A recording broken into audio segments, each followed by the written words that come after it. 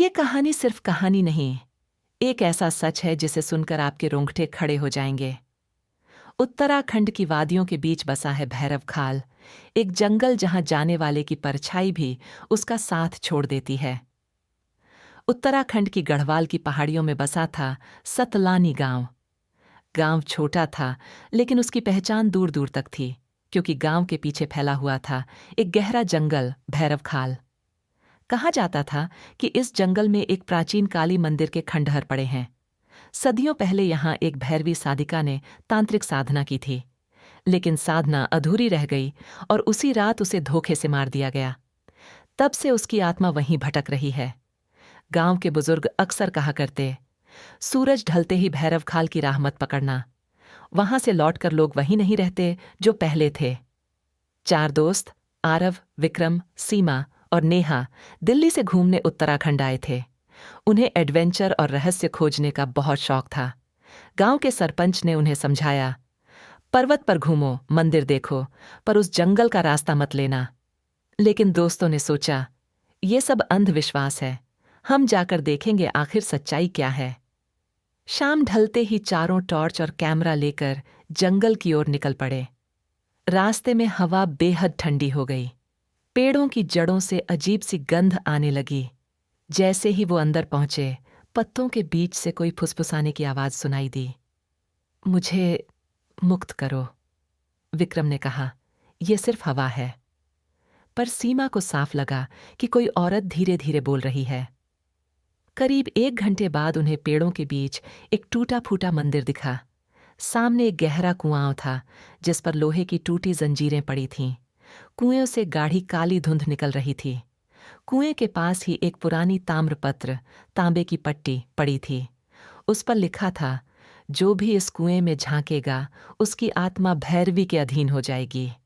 नेहा ने डरते डरते झांकना चाहा, लेकिन तभी कुएं से एक हाथ निकलकर ऊपर आया और उसकी गर्दन पकड़ ली। टॉर्च की रोशनी जैसे ही उस पर पड़ी, सबने देखा वो एक औरत थी। आधा शरीर काला जला हुआ, बाल बिखरे और आंखें लाल। उसने कराहते हुए कहा, मेरी साधना अधूरी है, कोई मुझे मुक्त करे, या फिर सब मेरे साथ इस जंगल में कैद रहेंगे। नेहा जमीन पर गिर गई और अचानक उसके मुंह से वही आवाज निकलने लगी, भैरवी की आवाज। आरव और विक्रम ने नेहा को उठाकर बाहर भागने की कोशिश की, लेकिन जैसे ही वो अलग अलग रास्तों से भागे, हर बार फिर उसी कुएं के सामने पहुंच जाते। सीमा रोते हुए बोली, ये जंगल हमें छोड़ ही नहीं रहा। अचानक पेड़ों की शाखाएं हिलने लगीं। ऐसा लगा जैसे जंगल जीवित हो गया हो। उनके चारों ओर परछाइयां घूम रही थीं। खंडहर मंदिर के अंदर उन्हें एक पुरानी डायरी मिली। उसमें लिखा था, मैं भैरवी साधिका हूं। मेरे पति ने मेरी बलि चढ़ाकर अपनी शक्ति प्राप्त करनी चाहिए, लेकिन मैं मरी नहीं, शाप बन गई। जो भी इस जंगल में आता है, उसकी आत्मा मेरी अधूरी साधना का हिस्सा बन जाती है। विक्रम ने हिम्मत करके पूरी डायरी जोर से पढ़नी शुरू की। तभी तेज आंधी चली और वो औरत चीखती हुई सामने आई। उसके साथ साथ नेहा भी दर्द से चिल्लाने लगी। अचानक दोनों हवा में विलीन हो गए। सुबह होने तक सब शांति थी। आरव, विक्रम और सीमा गांव वापस आ गए, लेकिन जब उन्होंने पीछे मुड़कर देखा तो पाया कि नेहा उनके साथ चल रही थी।